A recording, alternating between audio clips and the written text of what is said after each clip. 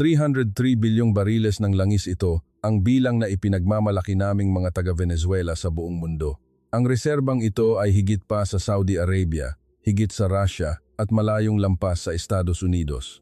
Sa ilalim ng aming lupa ay isang karagatan ng itim na ginto na mahimbing na natutulog. Sa teorya, dapat sana ay kabilang kami sa maharlikang pamilya ng mundo na nagtatamasa ng walang hanggang kayamanan. Subalit sa isang gabi, ang lahat ay naging sumpa. Naaalala ko pa ang mapait na sandaling iyon nang ang Estados Unidos, sa ngalan ng pagtatayo muli, ay nagsagawa ng interbensyong militar at kinuha ang kontrol sa aming mga oil field. Ngunit ang hindi makatwiran ay nangyari. Naroon ang langis, ngunit walang makapag-pump nito. Ang mga tanker ay naglaho, ang mga distillation tower ay kinalawang, at ang buong sistema ng transportasyon ay naparalisa. Maging ang Estados Unidos, ang pinakamakapangyarihang bansa sa mundo, ay nakatitig lamang nang walang magawa sa natutulog na dagat ng ginto. Sa gitna ng matinding kawalan ng pag-asa, isang hindi pamilyar na pangalan ang lumitaw sa listahan ng mga bagong kasosyo, Pilipinas. Ang Pilipinas. Hindi ba't isang bansa lamang sila na mahusay sa pag-aani ng palay at paggawa ng mga kagamitang elektroniko? Ang aking mga kasamahan sa refinery ay tumawa ng may pangungutya. Gagamit ba sila ng bigas para linisin ang krudo o baka naman ipagpapalit ang mga t-shirt para sa langis? Ngunit makalipas lamang ang isang buwan, ang lahat ng pangungutya ay naglaho at napalitan ng mga luha ng pagkamangha at pasasalamat. Bakit ang isang bansang dating winasak ng digmaan at kapos sa likas na yaman ang nakagawa ng hindi nagawa ng Amerika at China? Bakit itinuturing naming mga taga-Venezuela ang mga Pilipino bilang aming mga tagapagligtas? At bakit ang pagdating ng mga Pilipino ay nagpagalit sa Beijing at Moscow hanggang sa bantaan nila kami ng digmaan? Hindi ito kwento ng politika, ito ay kwento ng dangal. Ako si Mateo, isang field operations engineer na nag-alay ng 42 taon ng aking buhay sa National Oil Corporation ng Venezuela.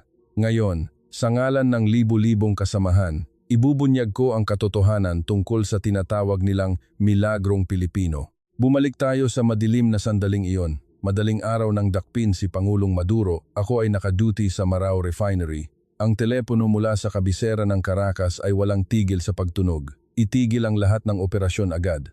Hindi ko maintindihan ang nangyayari. Nagpoproseso kami ng 1 milyong barrels ng crudo bawat araw. Kung hihinto kami ng biglaan, ang mga pipeline ay magiging matigas at masisira. Ito ay utos. Isara ang mga balbula. Ito ay direktang utos mula sa Joint Command. Sa telebisyon, ang mga US Marines ay sumalakay na sa Presidential Palace. Pagkalipas ng 2 araw, idineklara ng US Secretary of State sa buong mundo, ang mga yaman ng langis ng Venezuela ay isa sa ilalim sa internasyonal na pangangasiwa upang matiyak ang patas na distribusyon. Patas nang marinig ko ang salitang iyon, hindi ko napigilang mapatawa ng mapait. Ito ang aming langis, sa aming sariling lupa, ngunit ngayon, wala na kaming karapatang humawak dito. Kinabukasan, pagpasok ko sa trabaho, ang gate ng refinery ay puno na ng mga Humvee ng militar ng US. Kontrolado nila ang lahat, sinusuri ang mga ID, binubuksan ang mga bag, at pinabubuksan pa ang trunk ng aking sasakyan. Ako, isang chief engineer na nagtrabaho rito hanggang sa pumuti ang aking buhok, ay kinakapa na parang isang kriminal. Paumanhin, ito ay security protocol, malamig na sabi ng isang opisyal ng US na hindi man lang tumitingin sa akin. Sa sandaling iyon naunawaan ko, hindi na kami ang may-ari ng lupang ito. Ang 303 bilyong barailes ng langis ay nasa ilalim pa rin ng lupa, ngunit ito ay ikinulong ng mga taong nagpakilala bilang aming tagapagpalaya. Pagkalipas ng 1 linggo, nagpadala ang headquarters ng abiso para sa isang emergency meeting. Ang lahat ng mga engineer at manager sa buong bansa ay ipinatawag sa Caracas. Ang conference room ay puno ng mahigit 300 katao. Ang hangin ay mabigat sa kaba at pag-aalala. Isang opisyal mula sa US Department of Energy ang umakyat sa podium. Nakasuot siya ng mamahaling suit, nasa edad 50, at ang kanyang mga mata ay nagpapakita ng labis na tiwala sa sarili. Sa isang kalmado ngunit malayong tono, sinabi niya, "Salamat sa inyong kooperasyon. Mula ngayon, ang industriya ng langis ng Venezuela ay gagana ayon sa prinsipyo ng transparency at efficiency." Transparency at efficiency, napakagandang pakinggan. Biglang may sumigaw mula sa likuran. Paano naman ang aming sahod? Sino ang magbabayad? Tumigil ang opisyal. Halatang hindi niya inasahan na mapuputol ang kanyang talumpati ng isang mababang tanong. Ngumiti siya ng propesyonal. Siyempre, babayaran kayo. Gayunpaman, upang umangkop sa bagong sistema ng pamamahala, maaaring magkaroon ng ilang mga adjustment. Adjustment, alam ng lahat sa silid ang ibig sabihin nito, kaltas o kaya ay tanggalan. Natapos ang pagpupulong. Nakatayo kami ng aking mga kasamahan sa labas habang naninigarilyo. Ang galit ay kumakalat na parang apoy. Ano ang magagawa natin? Ang militar ng US ay nasa labas lang. Masyado na ito, langis natin ito. Hindi, kaibigan, sabi ng isang matandang kasamahan habang nagbubuga ng usok, ang kanyang mga mata ay walang emosyon. Hindi na ito sa atin. Ang mga salitang iyon ay parang patalim na tumagos sa aking puso dahil iyon ang katotohanan. Makalipas lamang ang isang buwan, ang malupit na katotohanan ay sampal sa mukha ng mga Amerikano. Bagamat kinuha nila ang pamamahala, wala silang kapasidad na patakbuhin ang daloy ng langis. Una, kulang sila sa mga oil tanker. Ang industriya ng pagpapadala ng US ay matagal nang humina at halos wala na silang malalaking barko. Pangalawa, ang problema sa mga refinery, ang mga planta sa US ay luma na. Halos 40,050 taon na ang nakalilipas at hindi kayang iproseso ng maayos ang mabigat na krudo ng Venezuela na may mataas na sulfur content. Ang sistema ng transportasyon at pagproseso ay ganap na bumagsak sa kanilang mga kamay. Sa site, nagsimula kaming magpalitan ng isang biro. Ang mga Amerikano ay may baril pero walang kamay. Kaya nilang bantayan ang oil field pero hindi nila alam kung paano ito gamitin. Iyon ay isang trahedya na nagpapaiyak sa iyo ng hindi makatawa.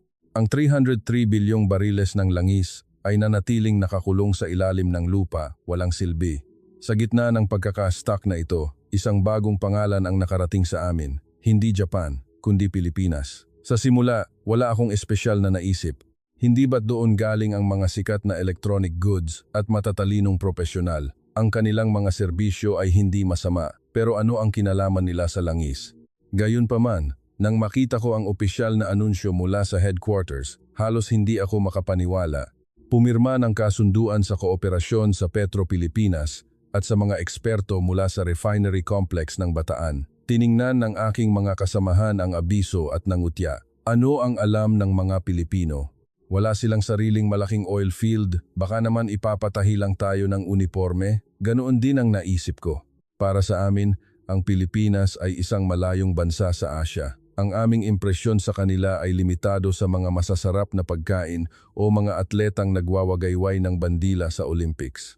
Ang langis, isang estratehikong yaman, ay dapat laro ng mga higante tulad ng Middle East, Russia o Amerika. Pilipinas, ano ang magagawa nila? Ngunit ang sandaling nagpabagsak sa aming pangunawa ay dumating. Wala pang isang buwan, isang barko ang dahan-dahang pumasok sa pantalan ng Maracaibo. Ang laki nito ay higit pa sa imahinasyon ng sinuman. Nagtatrabaho ako sa pantalan ng higit sa isang dekada, ngunit hindi pa ako nakakita ng napakalaking VLCC, Very Large Crude Carrier. Isa itong dambuhala na may kapasidad na 300,000 tonelada. Sa deck ng barkong ito, isang bandila na hindi pa namin nakikita rito ang iwinawagayway asul, pula at puti na may 3 bituin at araw. Sa sandaling iyon, hindi ko alam kung bakit biglang bumilis ang tibok ng puso ko. Marahil, sa gitna ng mga kulay abong araw ng kawalan ng pag-asa, ang makinang na kulay na iyon ay kapansine-pansin. Nang dumaong ang barko, hindi namin napigilang tumakbo ng mga kasamahan ko sa pier. Nakatayo sa tabi ng barko, kailangan kong tingalain ng husto para lang makita ang gilid nito. Mas malaki pa ito sa 3 football field na pinagsama-sama. Sa itim na katawan ng barko, may malalaking puting titik, Vite PHIL Maritime, at sa ilalim nito, isang maliit na linyang nakasulat, Made in Philippines. Teka, gawa ba talaga ito ng Pilipinas? Ang kasama ko sa tabi ay nakanganga. Gulat na gulat din ako. Ito ay malayo sa Pilipinas na nasa aming imahinasyon. Akala namin ay puro agrikultura lang sila, ngunit hindi namin inasahan na kaya nilang gumawa at magpatakbo ng mga higanting ito sa dagat. Tumayo kami doon ng matagal, pinagmamasdan ang barko. Ang mga Amerikano ay naroon na ng 1 buwan at maliban sa pagdadala ng mga Humvee at kapalaluan, wala silang nabago. Ngunit ang pagdating ng barkong Pilipino ay nagpilosopo sa hangin na may nagbabago na. Hapon noon nang magpadala uuli ng abiso ang headquarters. Ang technical team mula sa Pilipinas ay darating upang magsagawa ng komprehensibong inspeksyon at pagkukumpuni sa refinery. Kinabukasan, sa unang pagkakataon, nakita ko ang grupo mula sa kabilang panig ng Pasipiko. Mga 5-5 sila, nakasuot ng dark blue na uniforme na may logo ng PNOC, nakasuot ng mga helmet at ang kanilang kagamitan ay maayos, parang isang special forces unit na pupunta sa frontline. Iba sa mga sundalong Amerikano na laging naka-tactical vest at ngumunguya ng chewing gum, ang unang impresyon sa mga Pilipino ay ang kanilang pagiging tahimik, mapagkumbaba at may hitsurang intelektual. Isang lalaking nasa edad 50, ang mukhang pinuno ng grupo, ang humakbang pasulong. Nakasalamin siya at may maamo ng ngiti. Nagsalita siya sa wikang Espanyol, bagamat may bahagyang accent. Ito ay napakalinaw. Magandang umaga sa inyong lahat. Ako si Antonio Reyes mula sa technical team ng Pilipinas. Masaya kaming makilala kayo, ang aming mga magiging kasosyo. Sa sandaling iyon, ang hangin ay tila tumigil. Espanyol, dapat ninyong malaman. Ang mga opisyal na Amerikano ay naroon na ng isang buwan at hindi man lang sinubukang matutunan ang kahit isang salita sa aming wika.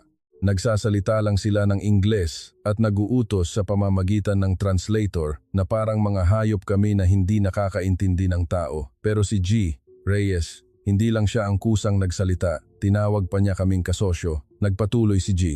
Reyes, ang kanyang tono ay taos-puso. Hindi kami nandito para mag-utos o kumuha ng inyong trabaho. Nandito kami para tumulong sa pagtibok ng puso ng refinery na ito. Kayo ang mas nakakaalam kaysa sa sinuman, kaya kailangan nating hanapin ang sakit ng sama-sama at gamutin ito ng sama-sama. Ang mga salitang ito ay parang mainit na tubig na dumaloy sa aming mga puso na matagal nang nanlamig. Sa loob ng isang buwan, puro pagsunod, tuntunin at sanction ang naririnig namin. Pero ito ang unang pagkakataon na narinig namin ang salitang sama-sama. Pagkatapos noon, agad silang nagsimulang magtrabaho. Walang mahabang seremonya, walang pagtambay sa kafe para mag-selfie. Kinuha ng grupong Pilipino ang kanilang mga tablet at mga advanced na testing equipment na hindi ko pa nakikita at diretsong sumisid sa mga tubo na puno ng langis at mainit. Ang tunay na gumulat sa akin ay ang paraan ng kanilang pagtatrabaho. Ang mga Amerikano ay laging nasa control room, tumitingin sa mga graph, tinuturo ang mga pulang ilaw at nagmumura. Ngunit ang mga Pilipino, pumupunta sila sa mismong frontline. G. Mateo, lumapit si G. Reyes sa akin na may dalang drawing. Ang report ay nagpapakita na ang pressure ng distillation tower 3 ay patuloy na bumababa. Gaano nakatagal ang sitwasyong ito? Natigilan ako. Ito ay isang malalang sakit na nagpapahirap sa amin sa loob ng 3 taon.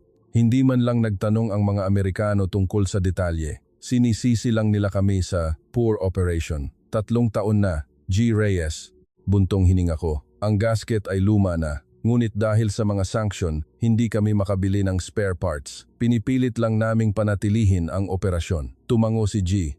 Reyes, hindi kami sinisi. At humarap sa isang batang engineer sa tabi niya. Bata, na nalaman ko na lang na ang pangalan ay Juan, ay mabilis na nag-operate sa tablet. May access ka ba sa parameters ng sirang parte? Tanong ni G. Reyes. Posible bang magpadala ng gamit mula sa Pilipinas? Tanong ko nang may pagtataka.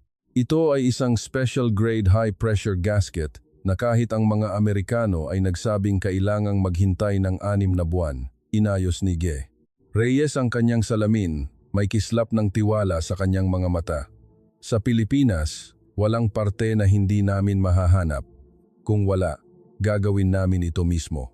Huwag kang mag-alala, ito ang dahilan kung bakit kami nandito. Mula sa araw na iyon, ang grupong Pilipino ay nagpakita ng sipag na nagbigay sa amin ng matinding respeto. Nagtatrabaho sila mula 6 ng umaga hanggang 10 ng gabi at 20 minuto lang ang ginugugol sa pagkain. Sinuot nila ang mga masikip na tubo, umakyat sa pinakamataas na tore at nagtrabaho ng mas matindi pa sa aming mga lokal. Pagkalipas ng 1 linggo, ipinatawag ni G. Reyes ang isang technical meeting. Bumukas ang projector at sa screen ay lumabas ang 3D scan ng buong refinery. Ito ay modelong binuo nila sa loob lang ng ilang araw gamit ang drone at laser scanner. Ang mapa ay puno ng mga pulang tuldok. Nakadiskubre kami ng 127 na kritikal na issue, ang boses ni G. Reyes ay hindi malakas ngunit puno ng lakas. Lulutasin natin ang isa-isa ayon sa prioridad.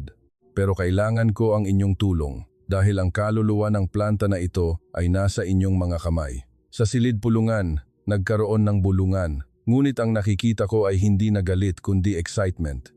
Hindi na kami itinuturing na pasanin ng mga Amerikano kundi eksperto ng mga Pilipino. Gabi na noon, uminom kami ng beer ng aking mga kasamahan sa bar. May nagsabi, ang mga Pilipino na ito ay hindi gaya ng inakala ko.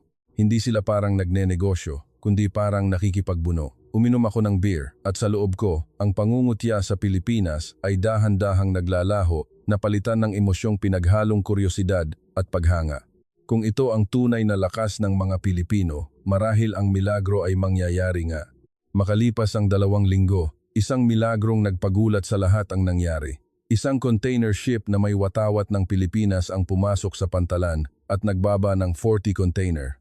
Nang bumukas ang pinto ng container, hindi ako makapaniwala. Puno ito ng mga spare parts na dati pangarap lang namin gasket para sa high-pressure pumps, corrosion-resistant valves, precision sensors, at pati na mga pipe coupling. Paano ito posible? Tanong ko kay Minchi na nagngangalang Juan sa totoong pangalan. Pero sa pagmamahal ay tinawag namin ang ganoon na nag-operate ng pag-unload. Sabi ng mga Amerikano, kailangan ng approval ng Kongreso, aabutin daw ng 6 na buwan. Pinunasan ni Juan ang kanyang pawis at ngumiti ng matamis. Sa Pilipinas, ang aming supply chain ay nasa tabi lang. Isang tawag lang, ang factory sa Laguna ay magsisimula. Ang pantalan sa Batangas ay magpapadala. Mateo, ang oras ay buhay. Ang mga Pilipino, ayaw na ayaw naming pinahihintay ang aming mga kaibigan. Kaibigan, muli niyang sinabi ang salitang iyon. Mula sa araw na iyon, ang refinery ay pumasok sa crazy recovery mode. Pero sa pagkakataong ito, hindi na ito bulag na pag-aayos. Ito ay isang high-tech na major surgery. Hindi lang bakal ang dala ng mga Pilipino, kundi pati na rin ang kanilang magic. Nakita ko si Juan na umakyat sa lumang cracking tower na hindi man lang namin magawang lapitan at nagkabit ng mga black box na kasinlaki lang ng palad sa mga critical na bahagi. Ano iyon? Tanong ko. Ito ay IoT industrial sensors na binuo mismo sa Pilipinas. Paliwanag ni Juan habang nag-adjust. Nakatuon ang mata na parang naglililok ng sining. Ang hardware nito ay luma, pero kapag nilagyan mo ng matalinong utak, mabubuhay ito. Ang mga sensor na ito ay magpapadala ng data tungkol sa vibration, temperature, at pressure sa control center sa real time. Sa pamamagitan ng AI analysis, mahuhulaan natin ang problema bago pa ito mangyari. Natigilan ako. Ang mga Amerikano, ang nasa isip ay gibain ang planta at itayo muli. Ang mga Pilipino, ang nasa isip ay gumamit ng katalinuhan para bigyan ng bagong buhay ang makinarya. Ito ang pilosopiya ng Pilipinas. Pahalagahan ang mayroon at mag-innovate base rito. Ngunit ang tunay na tunaw sa aming puso ay hindi ang teknolohiya, kundi ang mainit na pakikitungo. Sa panahon ng mga Amerikano, ang oras ng tanghalian ay isang racial segregation. Sila ay kumakain ng steak at wine sa isang air-conditioned na dining room, habang kami ay kumakain ng mahirap lunuking cornmeal sa mainit na kantin. Pero mula nang dumating ang mga Pilipino, nagbago ang lahat. Noong unang tanghalian, habang nakapila kami, nakita ko si G. Reyes at ang kanyang team na pumila rin sa likod namin. G.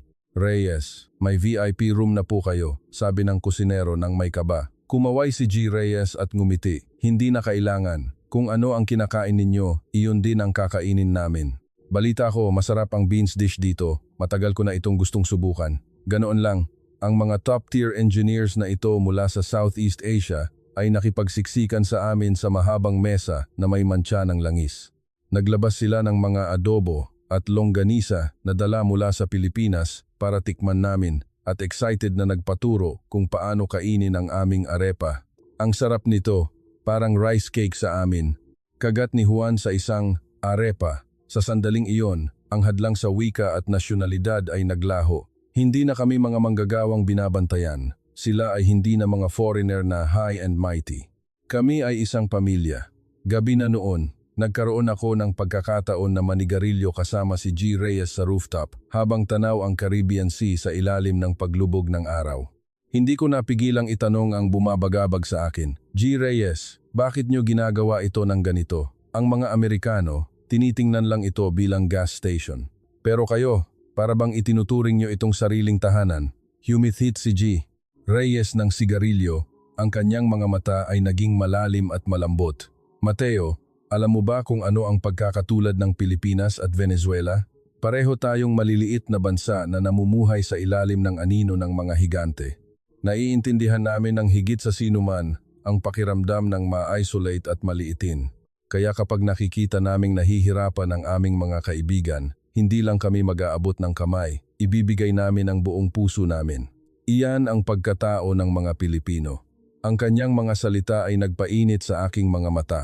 Makalipas ang isang buwan, ang milagro ay nangyari. Ang nakakabinging ingay ng refinery ay nawala, napalitan ng malambot at matatag na ugong ng mga makinarya. Iyon ang pinakamagandang musika para sa isang engineer.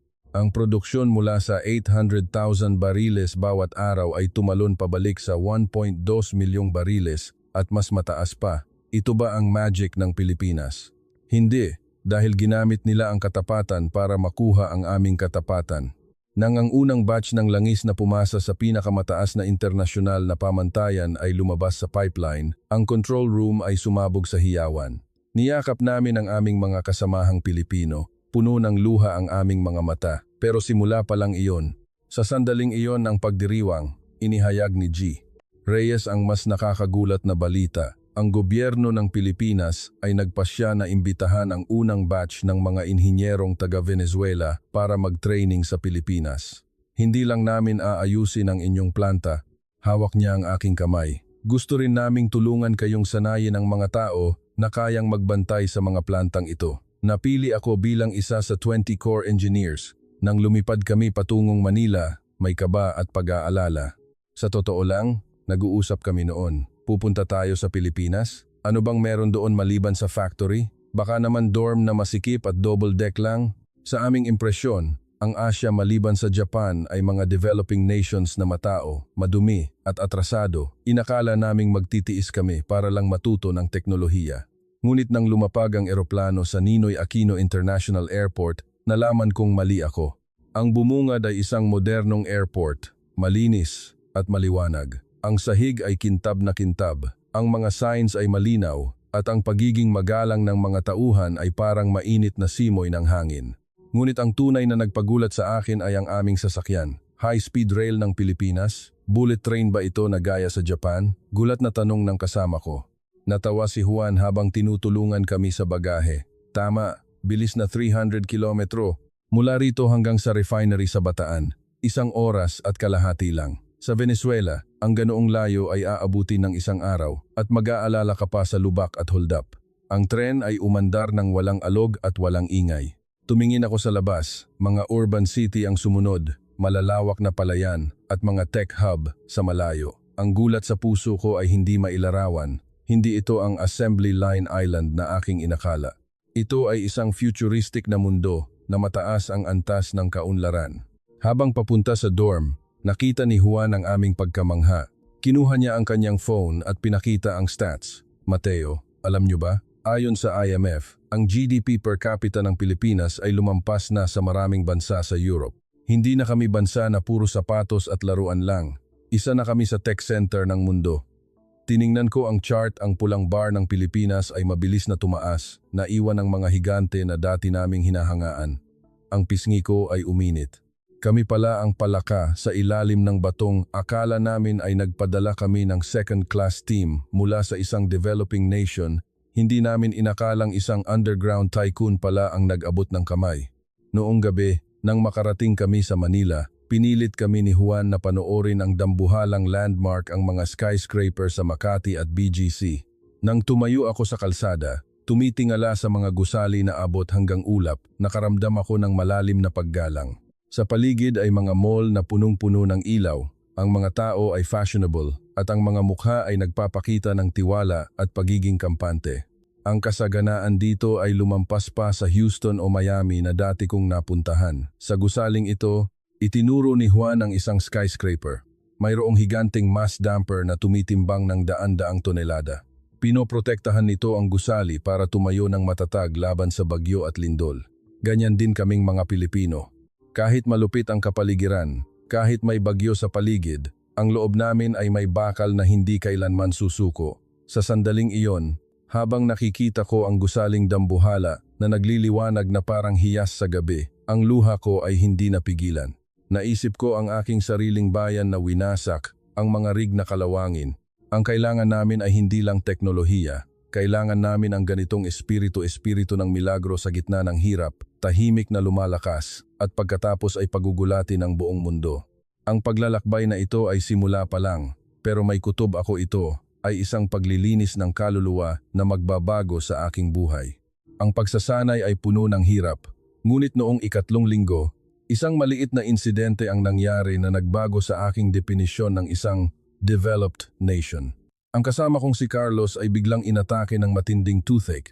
Ang mukha niya ay namaga na parang bola at gumugulong na sa sakit sa sahig ng dorm. Natakot kami. Sa Venezuela, ang pagpunta sa dentista ay pribilehiyo lang ng mayayaman at sa Amerika, isa itong bangungot na pwedeng magpabangkarote sa iyo. Sabi ni Carlos habang umiiyak, "Bigyan niyo lang ako ng painkiller, hindi ko afford ang hospital fee dito."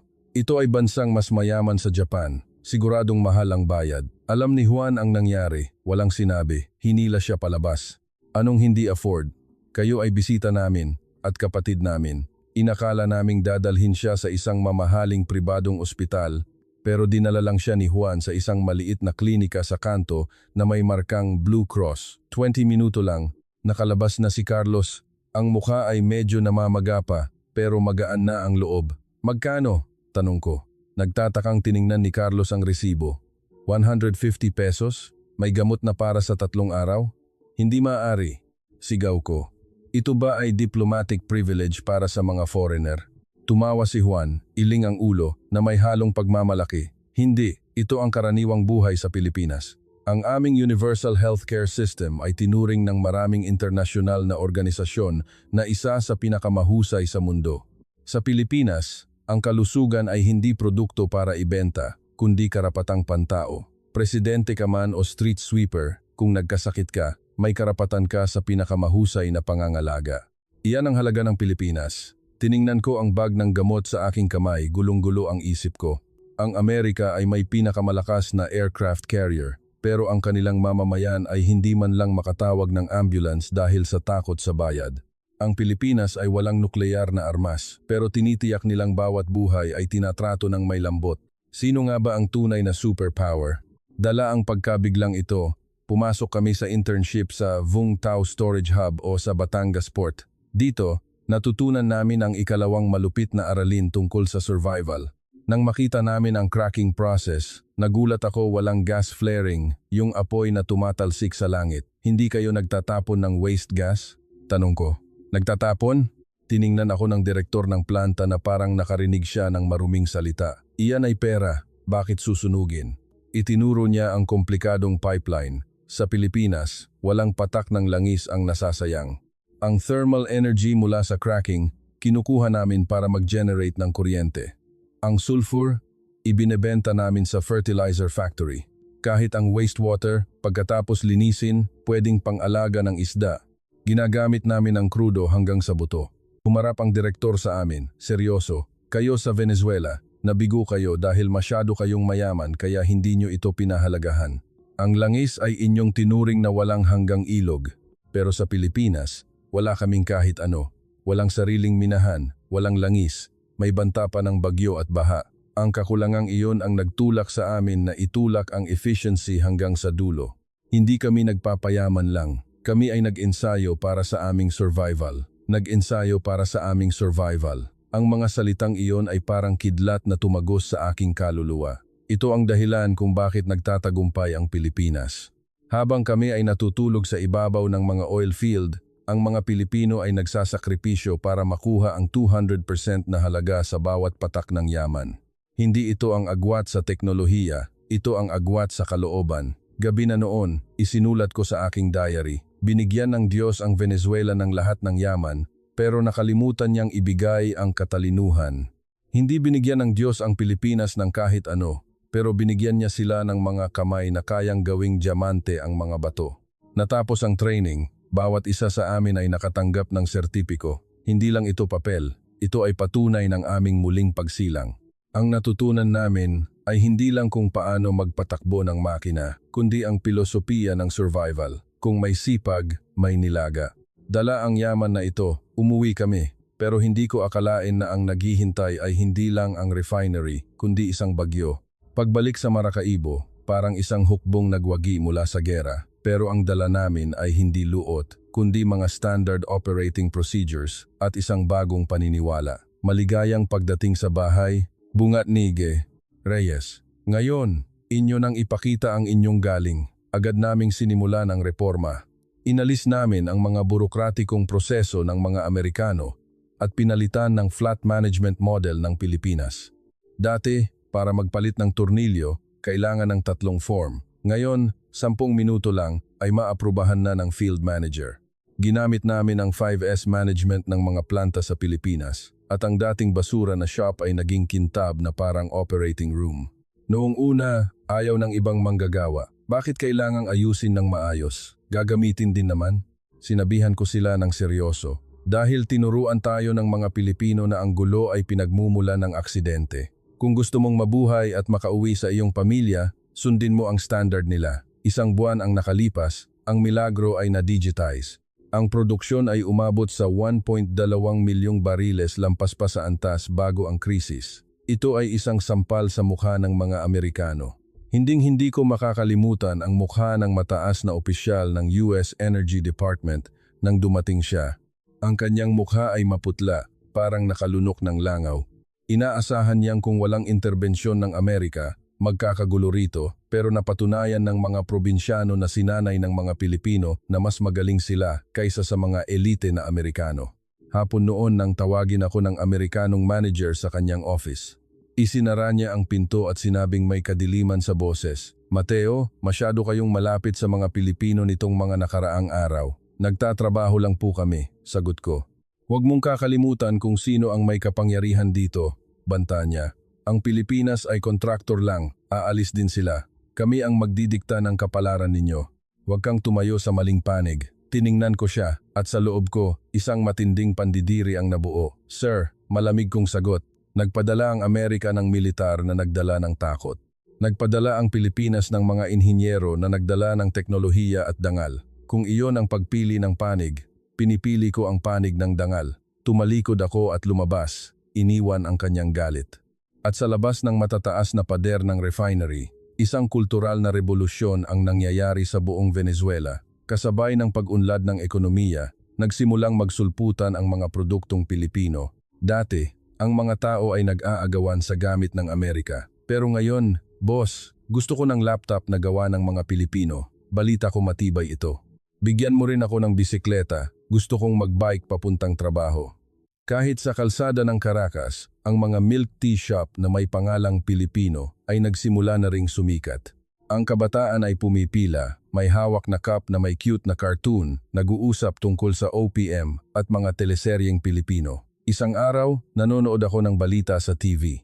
Ang survey ay nagpapakita, Pilipinas ang pinagkakatiwalaang international partner na may 82% approval rating habang ang Amerika ay bumagsak na sa 35%. Ang reporter ay excited. Ito ay historic turning point. Ang Made in Philippines ay hindi na lang label. Ito ay simbolo ng kalidad, tiwala at pagkakaibigang walang kapalit. Ang anak ko ay tumakbo pa uwi, may bitbit na libro, Tay. Nagbukas ng bagong language class sa school. Ayoko nang mag-Ingles, gusto kong mag-Tagalog, gusto kong maging katulad mo, gusto kong pumunta sa Pilipinas balang araw. Habang tinitingnan ang kislap sa mata ng aking anak, naramdaman ko ang labis na kagalakan. Nanalo ang Amerika sa gera, pero ang Pilipinas ang nanalo sa puso ng mga tao. Subalit, gaya ng kasaysayan, kapag ang isang maliit na karakter ay masyadong nagniningning, ang mga predator sa dilim ay magsisimulang maghasa ng kuko. Hindi namin alam, isang bagyo ng paghihiganti mula sa 2 superpower sa silangan ang namumuo sa alon ng Caribbean Sea. Isang umaga, pagpasok ko sa control room, ang hangin ay sobrang bigat. Si Juan, na laging masayahin, ay nakakunot ang noo at nakatingin sa screen. Ang balita ay nagpapakita ng press conference ng tagapagsalita ng Chinese Foreign Ministry. Ang tagapagsalita ay gumagamit ng matatalim na salita. Ang langis ng Venezuela ay isinangla ng nakaraang gobyerno sa China bilang bayad sa utang. Ang kooperasyon ng Taiwan sa gobyernong iligal na ito ay walang bisa. Ito ay pagnanakaw ng soberanya at ari-arian ng China. Inilalaan namin ang karapatang gumamit ng anumang hakbang na kailangan. Kasunod nito, ang kinatawan ng Russia sa UN ay sumang-ayon din. Ang anumang export ng langis na walang pagsang-ayon ng mga creditors ay illegal smuggling. Hindi lang ito diplomatikong salita. Ito ay hindi opisyal na deklarasyon ng digmaan. Sa sandaling iyon, ang refinery ay nagkagulo. Alam namin ang taktika ng dalawang higanting ito. Hapon noon nang dumating ang nakakatakot na balita, ang isang tanker ng Pilipinas na patungo sa Asia ay hinarang ng mga armadong barko sa international waters. Pinatawag ni Juan ang emergency meeting. Sa screen, nakita namin ang video na kinuha ng mga crew, ilang high-speed boats na walang bandila, nagkukunwaring mga fishing boat, ang pumapalibot sa tanker na parang mga lobo. Bagamat hindi sila nagpaputok, ang mga RPG na hawak ng mga lalaking nakamaskara ay malinaw na nakikita. Mga pirata ba iyan? Tanong ng isa. Hindi, paliwanag ni Juan ng kalmado. Ang mata ay kasing talim ng kutsilyo. Ang pirata ay pera lang ang gusto. Ang mga ito, kaguluhan, ang gusto. Hindi sila mangingisda. Sila ay maritime militia na sinanay o mercenary na state-sponsored. Ang takot ay kumalat. Kung hindi makakaalis ang barko, titigil ang refinery. Nasaan ang US Navy? Hindi ba nila pangako na babantayan ang shipping routes? Napangiti ng mapait si Juan. Ang main fleet ng US ay nasa 34th Bay at South China Sea, nakafocus sa mas malalaking target. Para sa ganitong gray zone na hindi nagpaputok, mabagal ang US. Pag-approve ng Pentagon, nakuha na ang barko natin. Ano ang gagawin namin? Tumingin ako sa kanya, puno ng pag-asa. Hindi ba tayo susuko ulit? Lumingon si Juan sa dagat, tumahimik ng sandali. Pagharap niya, ang ngiti ay wala na, napalitan ng katatagan na hindi ko pa nakita. Iyon ang katatagan ng mga tao sa isang arkipelago. Mateo, sabi niya, kaming mga Pilipino, ilang dekada na kaming nakaharap sa ganitong bullying. Tinatakot kami, pero hindi kami kailanman na-intimidate hanggang sa sumuko. Kung gusto nilang maglaro ng maruming laro, lalaruin namin sila hanggang sa dulo. Hating gabi noon, nagising ako sa sirena. Hindi ito drill. Ito ay highest level combat alert. Tumakbo ako sa command center. Sa satellite map, isang nakakakilabot na tanawin. Malapit sa Somalia, 3 tanker namin ang napalibutan ng Ghost Fleet. Kumilos na sila, sabi ni Juan sa tahimik na silid. Walang aircraft carrier ng US, walang UN peacekeeping. Sa gitna ng malawak na dagat, ang 3 barkong may watawat ng Pilipinas ay mukhang nag-iisa at helpless. Nang akalain kong tapos na ang lahat, biglang may boses sa radyo matatag, malakas, sa wikang Tagalog. Hindi ito boses ng merchant captain, ito ay boses ng sundalo. Ito ang Philippine Navy Expeditionary Fleet. Nakalock na kami sa target. Inuulit ko, nakalock na kami. Gulat akong tumingin kay Juan. May militar kayo rito? Bahagyang ngumiti si Juan. May halong killing intent. Hindi lang kami marunong magtanim ng palay, marunong din kaming gumamit ng matatalim na kawayan. Ngayon, hayaan ninyong makita nila ang apoy ng Made in Philippines. Ang hangin sa control room ay nakakasakal. Ang opisyal ng US, na pawis, ay ibinaba ang telepono. Bad news, masyadong malayo ang carrier natin. Ang helicopter, aabutin ng 2 oras. Sa oras na iyon, huli na, 2 oras. Katumbas iyon ng death sentence. Tumingin ako kay Juan. Akala ko takot na siya, pero mali ako. Kalmado lang si Juan, tumingin sa relo at nagsalita sa radyo sa Tagalog. Execute immediately. Sa radar, isang kakaibang phenomenon ang lumitaw. Isang maliwanag na tuldok ang mabilis na gumagalaw. Ang bilis ay nakakagulat, parang espada na lumilipad sa ibabaw ng dagat, papunta mismo sa gitna ng palibot ng mga pirata. Ano iyon? Wala sa radar, sigaw ng opisyal ng US. Iyan ang aming stealth frigate, ang General del Pilar class. Malamig na paliwanag ni Juan. Dual hull design, mahirap makita sa radar ninyo. Sa inyo, mukha lang itong fishing boat, pero sa kaaway, ito ay kamatayan. Sa screen, ang gray na barko na may futuristic na disenyo ay sumugod sa labanan sa bilis na 40 knots. Hindi ito nagbabala ng mahaba, diretso itong nag-lock ng target. Ang missile launchers ay dahan-dahang itinaas, parang mga tinik ng hedgehog. Kasabay nito, ang radyo ay napuno ng sigaw ng mga pirata. May ambush sa ilalim, may anino. Ang mga maritime militia na mayabang kanina ay nagkagulo. Ang isa sa mga command ship ay sinubukang lumaban, pero biglang nawalan ng power ang kanilang propeller ay nasira ng tumpak. Kasunod nito, ilang anino ang lumitaw mula sa tubig, sumampa sa deck ng kaaway. Iyon ang mga legendary frogmen ng Philippine Navy Special Operations Group, mga piling sundalo na sinanay sa impyerno. Walang malakihang putukan, tanging tumpak na pagsupil, parang surgery. 10 minuto lang. Ang armed kidnapping na pwede sanang maging international crisis ay nilutas ng mga water ghosts na ito mula sa Pilipinas ng tahimik. Threat neutralized. Target surrendered. Ang kalmadong boses ng commander ng Special Ops ay narinig sa radyo na parang nag-walk lang sila sa parke. Ang control room ay nanahimik, tapos ay sumabog sa hiyawan. Ang Amerikanong opisyal ay nakatulala. My God, ito ba yung legendary carrier killer? Ang liit ng barko, pero ang lakas ng firepower. Tiningnan siya ni Juan na may malalim na pagmamalaki. Sir, maliit lang ang Pilipinas, kaya kailangan naming maging mas mabilis, mas matapang, at mas tumpak. Hindi namin hinahabol ang dambuhalang tonnage. Hinahabol namin ang siguraduhin na ang sinumang higante na mangahas na mang-abuso ay magbabayad ng mahal. Iyan ang aming defense strategy. Nang araw na iyon, nanggabayan ng Philippine Escort Fleet ang mga tanker palabas. Ang mga barko ng China at Russia ay nasa dulo lang ng radar, hindi nangahas na lumapit. Sa wakas, naunawaan nila, ang kamote na mukhang malambot ay puno pala ng matatalim na tinik na kayang tumusok kahit sa bakal. Ang balita ay umabot sa refinery, ang mga manggagawa ay naghiyawan, mabuhay ang Pilipinas.